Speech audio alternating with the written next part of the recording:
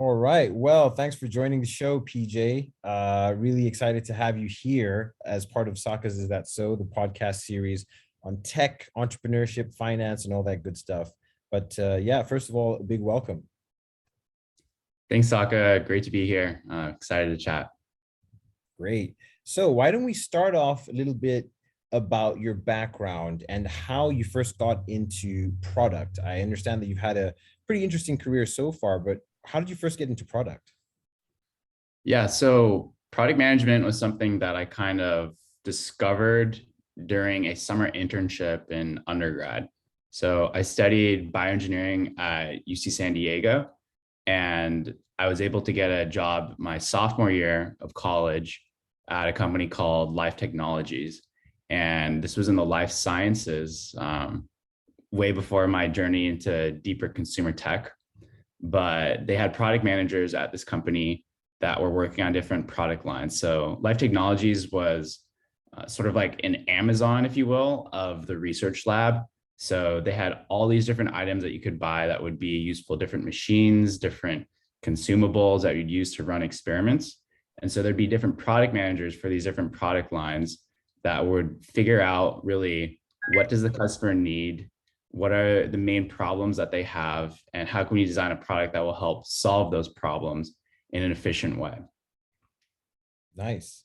And so, I mean, starting off with that, let's go a bit into actually creating an MVP for the first time, because I imagine there was no Amazon available for this industry prior to this company, or maybe they were, but the product might not have been so good. So let's say someone wants to start off creating a product, an MVP, because they see a problem in the market.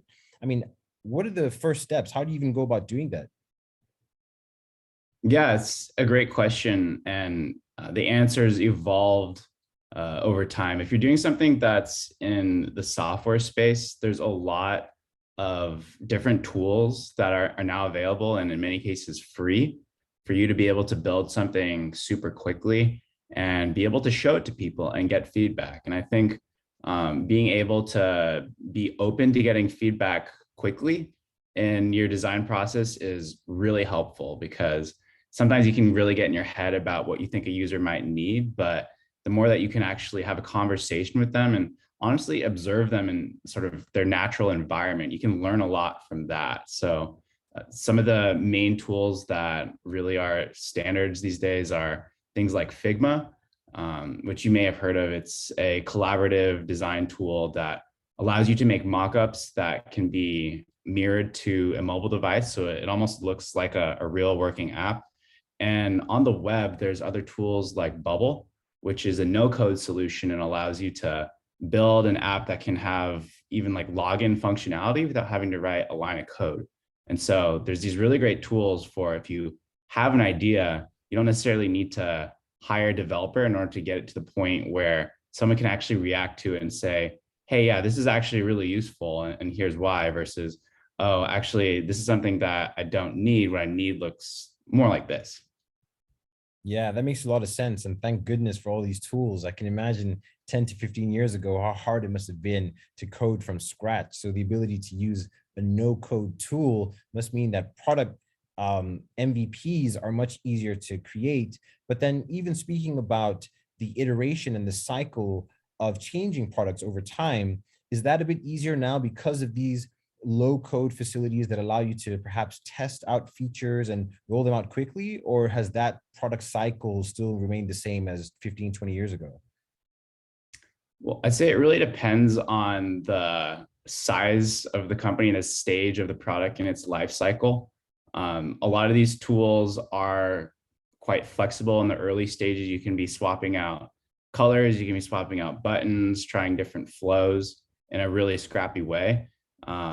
There's a lot of tools that have emerged that are really helpful for large scale companies that are much further along in terms of A/B testing frameworks. Optimizely is an example, and there's a lot of ways to do this in ways that require a lot less work, kind of to your point of if you want to make a change, how can you do that in a way that's truly nimble and doesn't require 5 different people to touch something in order to get it out. Fascinating.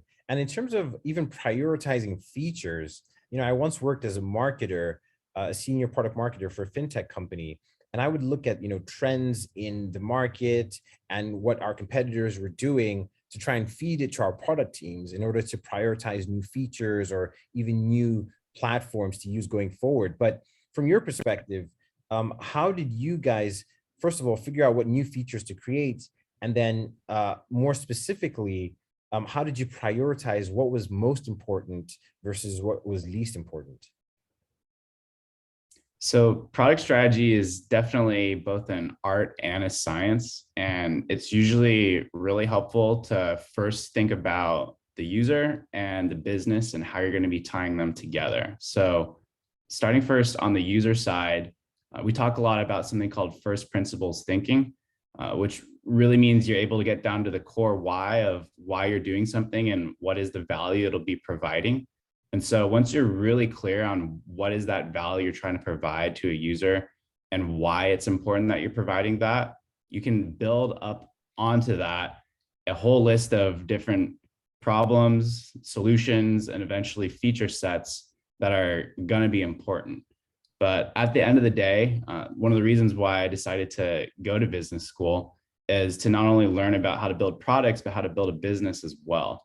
And so this is where it comes to the actual cash flows and being able to capture the value that you're providing to users. And so in this way, it's important to really understand, cool, if we're building this product, do we understand how we're going to be able to build out revenue streams for it and how we can grow those revenue streams? And obviously, there's a variety of different types of products you can be building, whether it's a subscription service or something in crypto. Each of those will look a little bit different, but at the end of the day, you have your revenue, you have your costs, and you're figuring out ways that those can be driven by these different products that you're prioritizing. Yeah, wow, that's fascinating.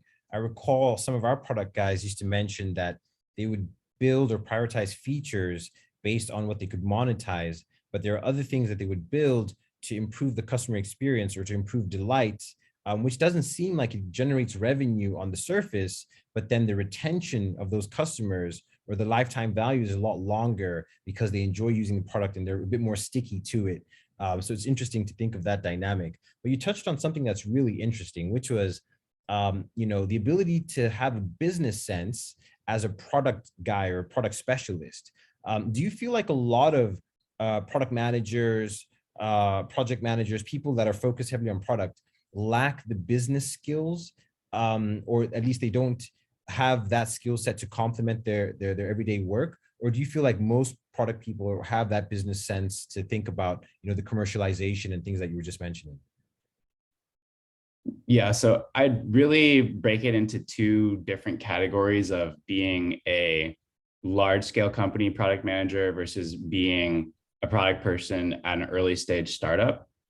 When we think about the sort of business fundamentals that are necessary for a large scale company, this is more around your ability to specialize and be able to optimize specific parts of the product experience within a larger product ecosystem.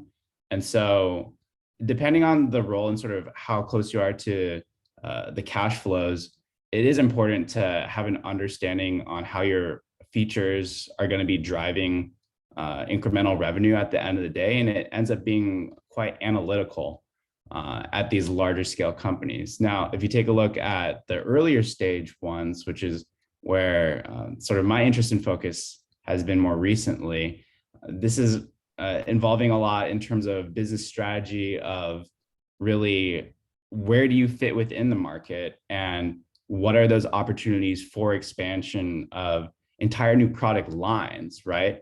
And really what should your mix look like if you want to be a high tier or a low cost item, for example, and to really be able to dig into some of the more strategic elements that can be quantitative, but oftentimes are qualitative as well when you are looking at the market and really where you think your opportunities lie.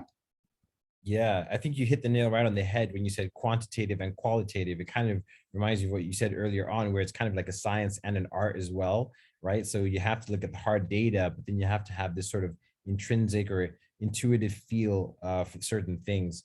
But I'm really curious, what's a product that you've come across, SaaS or otherwise, that you really sort of enjoy, or you were kind of taken aback in terms of like, wow, this is a great product? And I'll give you a hint as to mine. It's the Tesla truck that I saw. I thought that was a Oh, fascinating product. Yeah, I think Joe Rogan even said it's one of the best things he's ever seen. But that's a product that's like, stark and amazing. But is there anything for you that comes to mind that you've seen, whether it's software or otherwise, that you're kind of like, wow, this is pretty cool? yeah. I mean, maybe not something that's blown me away, but a product that I spend a lot of time in is Spotify. Mm. And I'm an avid music listener, collector, curator. You could call me a crazy playlist guy. I have over 200 playlists that I've created for every mood, moment, depending on how I'm feeling, sort of what I'm trying to go for. So I've really pushed Spotify as a platform to its limits in terms of just different ways that you can be organizing things, um, using it to discover new music, to connect with friends and sort of learn about what kind of music they've been listening to. I even built an app recently in order to be able to connect into Spotify's SDK to learn more about the types of music that I'm listening to. So I've been getting more and more into mixing music and being an amateur DJ, if you will. And there's a lot of data that Spotify has that you can't access through their main UI about what is the key, what is the beats per minute, how danceable is this song, what is the energy. This is all data that Spotify has that as a developer you can get access to and learn a little bit more about your own music preferences or really what stands out in order to make more creative mixes. Yeah, I mean, of course, I'm going to say DJ PJ during this podcast. So let me just get it out right there. Yeah, you can follow me on Instagram. Oh, wow, man. No, but that's cool. Spotify is a product that I absolutely love too. And I think one of the things they got really right was sort of the personalization. Anytime I go to like the Discover weeklies, the songs that are there are really on spot because it follows the tempos that I like, or the types of lyrics, instrumentals. So I think they've done a great job there. And then on the back end, there's a lot more that they could be doing because, as you know, I kind of make music as well. And the Spotify for Artists helps us see where our audiences are. Is your song popular in Russia for some reason versus Belarus, or it's a really interesting product. But yeah, I completely agree with you. Spotify is probably one of the best SaaS products that I've seen out there. So I mean, let's talk a little bit about design now, kind of changing the course of things, because I had no idea how important design was as part of the product experience, right? There's actually building the product, but then there's that intuitiveness, the ease of use, sometimes you're just using a product and it just flows like water. How do you get your product to be as intuitive or human centric, should we say, compared to others? I mean, are there some common principles, or is there a way that you think about Yeah. it? You work with designers? Yeah, absolutely. So I had the privilege of getting to take some classes in human computer interaction at UC San Diego in undergrad, which is one of the premier institutions in the space. And it was really cool to actually see it taught in an academic manner about certain concepts that you're referring to, like the F-scan patterns of the way that people tend to consume content from left to right, up and down, at least in the US and other equivalent or similar countries, as well as just being able to think about distances and efforts and frictions in terms of number of taps that people need to perform in order to complete an action. And I think one of the things that really has shaped me as sort of a UX strategist is being such an Apple fanboy, funny enough. So I didn't get my first iPhone until later in college, but that was a life-changing moment for me. It inspired me to eventually become an iOS developer for 3 years in industry and learned a lot through that process. But I think honestly, the more that you're using apps, honestly, I'm a little bit addicted to my phone and trying to curb that usage a little bit. But the more apps that you've encountered, the more patterns you're sort of subconsciously absorbing in terms of what's a great experience. And it's not uncommon in the UX world to borrow different things that you've seen work really well. I remember when I was at Uber, for example, we were looking a lot at these different tray components that you could use to be able to expand and collapse and scroll and be able to have a lot more content than would just fit on a single screen, because you have extra space that goes below that people can be able to access when they want, but collapse when they don't. And so just an example of one of the many patterns that we were looking at, while also looking at what Lyft was doing. There's a lot of copying back and forth where it can be really hard to remember who came up with which idea first. But the idea that there are certain trends of what's hot in terms of ways of designing apps. So there's a lot of sort of borrowing, but also just some underlying principles about what makes a smooth experience and why. And a lot of that just comes down to, can you meet the user where they are by surfacing the things that will be most relevant to them? And can you reduce the amount of effort that they need to put in? Effort is different for if they're having to pick from a list versus having to type out exactly what they want versus having to turn on their microphone and sort of say what they maybe want. So tons of different trade-offs you have to think through in order to make the right product that you want. Yeah, I think it's so interesting how you mentioned that you typically borrow from a lot of people.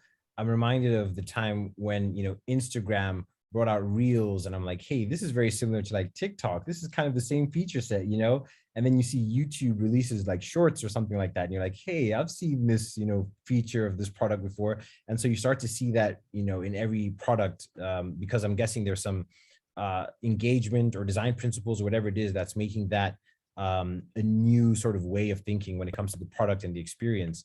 But I wanted to touch on the bad side of things, or the other side of product, which is oftentimes people are designing products to make them more addictive, right?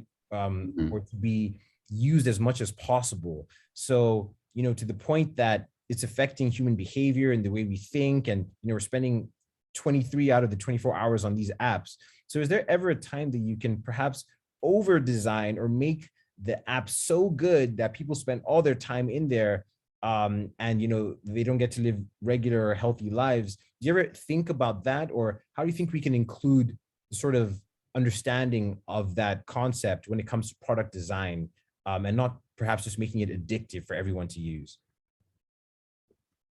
It's a great topic, and it's a topic really of our generation. It's something that product managers need to be thinking about a lot. I mean, you've seen what's come out in the news in terms of like the Facebook whistleblower and the like.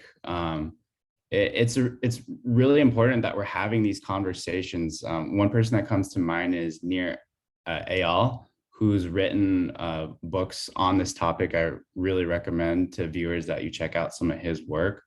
For me personally, I've specifically chosen not to work at companies that are relying on advertising as a mainline stream of revenue. I've just felt that with those companies, there is this incentive to make the technology more addicting. And I try to focus on companies that are really able to provide value that hopefully users are going to be willing to pay for, so that there's not this misalignment of incentives of just trying to get people hooked in a way.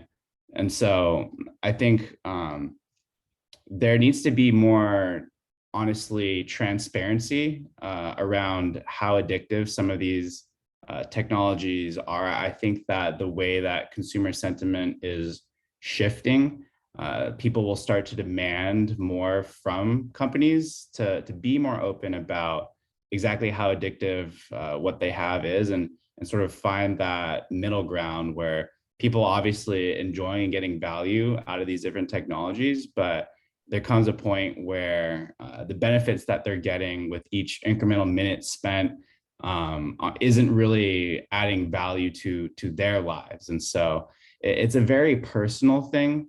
Everyone has a different sort of stance on how much it is enough. And so I think just as long as people are at least aware of the amount of time that they're spending and hopefully being given tools to help set up their experience in ways that are going to serve them better, that's what I'm hoping companies end up spending time on. And unfortunately, they might need to spend time of it only through pressure coming from users and people demanding this type of thing. But I think the first step is to be having the conversation around it, just so that these companies can be held at least a little bit more accountable. Yeah, I couldn't agree more with you there. You mentioned something that was pretty interesting, which is the incentives of the different parties that are in there. So for instance, the customer has the incentive to get something done really quick. You as a business are trying to provide value, but then, also keep them on your platform if you can. There's so many different incentives there. And I wanted to talk about or ask you about the incentive of, let's say, a venture capitalist that's investing in a product, right? From their perspective, they want to see that your product is being used as often, it's engaging, those kind of addictive metrics we're just speaking about. To the venture capitalist that's investing in the business, those are all good things, right? User engagement is up, downloads are up, everything looks on the positive side of things.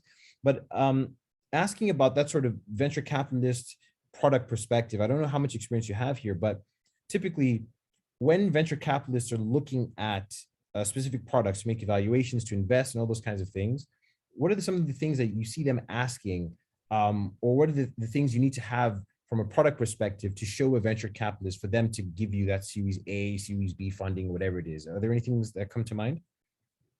Yeah, sure. So I think, again, it's helpful to be able to break apart later stage, larger scale companies and the earlier stage startups that may be going for these VC dollars. So when it comes to technology addiction, we're mainly looking at the platforms that people are using every single day, maybe even the app that I'll open right after we get off of this call, right? People want that dopamine hit, want to know what their friends are up to, want to be entertained. And so those are the much more established companies where you really only have to, you mainly have to worry about addiction if you are one of the top apps that people are using. And there are apps that are maybe come and go, like the latest Flappy Bird, but I'm talking more about like the social media platforms that just have so much influence over how people are behaving today. Those are the ones that need to worry more about those metrics coming to a point where it's no longer perhaps healthy for people. When we're looking more in the VC world, you're right that there's definitely an incentive for companies to hit certain metrics in order to unlock new rounds of funding. The way that different rounds and raises typically work in venture capital is that a startup will need to try to hit a roughly agreed upon crucial business milestone in order to really prove out that things are going well enough to justify that next round of capital raise. And so it's quite common for them to be setting metrics around user growth and engagement, and eventually around revenue as well. But depending on the type of product, the revenue part can come much later. Yeah. In fact, I wanted to ask about that in terms of the metrics that you commonly use to measure the success of a product. What are the ones that come to mind? And are there any that you think are perhaps not given the importance that they deserve of all the metrics you look at as a product guy? It's an interesting question. I can talk about the flip side of something that comes to mind. So one of my previous employers, we would take a look at our net promoter score on a daily basis. Wow. And I thought that was a bit much because it was perhaps more of a guardrail metric. You can think about metrics in a couple different categories. There's success metrics and guardrail metrics being some of the two main classes. And so A success metric is going to be one that you'll define in order to set a target and a goal of whether or not you're headed in the right direction through changes that you're making to your product, expansions, and improvements that you're making. Whereas a guardrail metric is a little bit more like a canary in the coal mine, where if something isn't going right, it'll show up in the metrics. But metrics can be really difficult where if you're measuring something, but you're not really sure about how you could be moving it, then it's not very motivating. And if you're tracking something that is pretty far removed from the inputs to your business, then it's really hard to make sense of why something might be changing. So the metrics that I tend to like, and this is something that I actually heard from Tony Zhu of DoorDash when he came to speak at Stanford, is to focus on these inputs, even more so than the outputs sometimes. So an input for a DoorDash would be like the number of different vendors that they have on their platform, right? That's helping to seed their marketplace with more selection for customers, which leads to this virtuous cycle. And the output then ends up being revenue, which you obviously want to affect. But when it comes down to being able to onboard more vendors, it's very clear how that can then influence some of the type of work that might need to get done in terms of being able to perhaps go to additional geographies where you can add more of those vendors, or figuring out ways of having vendors refer other vendors, or just streamlining that process so that the time it takes to sign someone up has been decreased. Yeah, I've been through so many onboarding experiences that are quite frankly just so poor. They're still asking for basic information. And then you see other onboarding experiences where it's like, you can log in with 2 clicks, log in with like LinkedIn or something like that, and you've signed up to the product. And then there are others that are honestly just a pain to go through as you're signing up. But are there any tips or tricks that you've noticed for the best sort of onboarding experience that you could share with our audience that they could learn, or or a particular onboarding experience that you've loved, perhaps? Yeah. I built a onboarding experience a bit earlier in my career that I learned a lot from. And it was an interesting exercise in product marketing where we were looking to help people understand the solution that we were offering them. So there's a certain amount of education, and there's an opportunity to then upsell them and capture revenue by suggesting that they upgrade to the paid experience. What we ended up finding was that a lot of people weren't that interested in the education part. And because we were so proud of what we were trying to sell them, we ended up having more screens than maybe they wanted to see. And it got to the point where it can be quite surprising when you look at some of these metrics. Any kind of funnel and drop off can be depressing sometimes about the number of people that actually continue versus get distracted by some push notification that's come in and just bounce from your experience. And so we had to actually modify that experience to be much shorter and more compressed, but trying to actually have most of the same information just with fewer screens. And we saw, I believe, like a 2x improvement in our conversion rate of people getting through the flow. So all that to say, when it comes to onboarding, there's always trade-offs in terms of how much information do people need right then and there, and how much are you adding steps that's preventing them from getting to the end of the experience to the point that some of them might not ever make it. I love that point. Show them as much as they need to get the job they're trying to get done, right? Sometimes we try and do too much, almost like less is more at times. When I was working with product marketers as well, I recall a time that we did an A/B test and removed a few steps, and the add to cart rate went through the roof. And I was like, wow, okay, maybe sometimes we don't need that information. I think you mentioned it pretty well, which was sort of first principles thinking. What do you actually need for them to get to the solution for the problem they have? You know what I mean?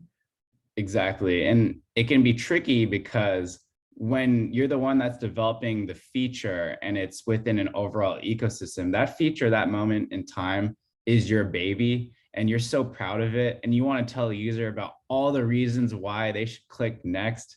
And you really have to sort of remove your own ego from it sometimes.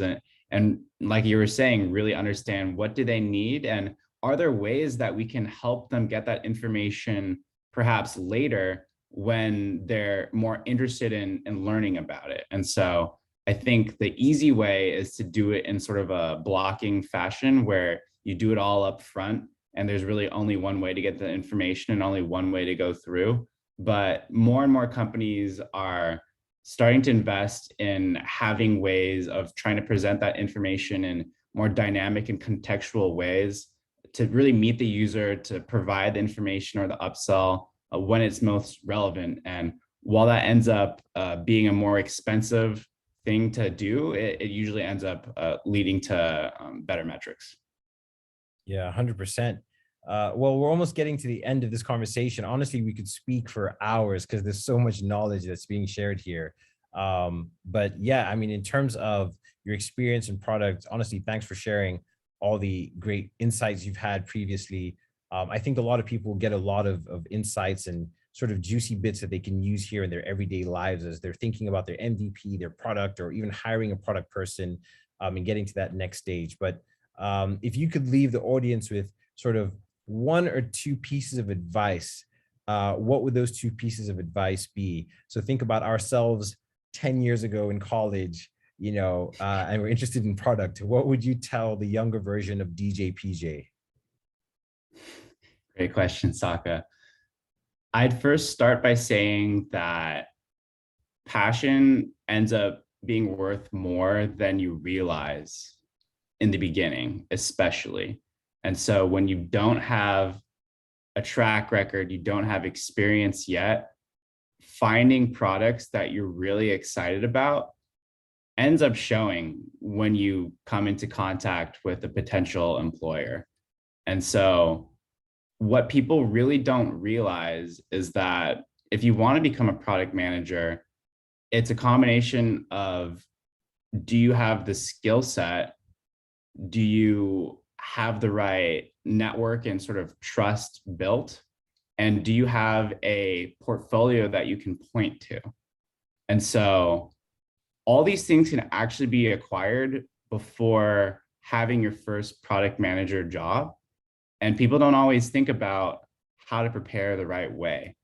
And so when it comes to being able to meet people, LinkedIn's definitely helped. Never be shy about reaching out if you want to learn from somebody. Networking is always really key.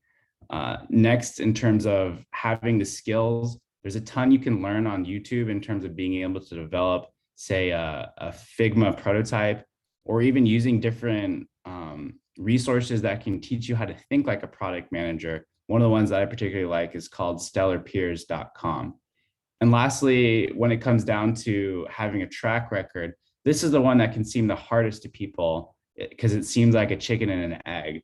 But what you'll actually find is that it is actually feasible to build your own sort of mock product brief off of, say, one of your favorite products. So if you wanted to add a feature that makes it easier to book concert tickets or buy merchandise on the Spotify platform, that's something that you can put together yourself. Even if you don't work at Spotify, you still can understand the user base, you can define a user problem, you can go through a couple of different iterations of potential solutions, and all of a sudden you have a work sample, even if you've never had a job in product management before. And so I just really encourage people to channel their passion into each of these three areas. And before you know it, you could be in product yourself. Nice. I love that. The famous last words of the podcast episode with PJ on product. I love your product, guys, because you guys are more show, don't tell, as opposed to everyone else that can just talk for days. You guys actually deliver value. So yeah, thanks so much, PJ. And if anyone wants to reach out to you for questions or anything like that, how can they reach out to you? Do you prefer LinkedIn or? Yeah, LinkedIn's great. It's just PJ Loury, and you can find me there. Awesome. Thanks, PJ.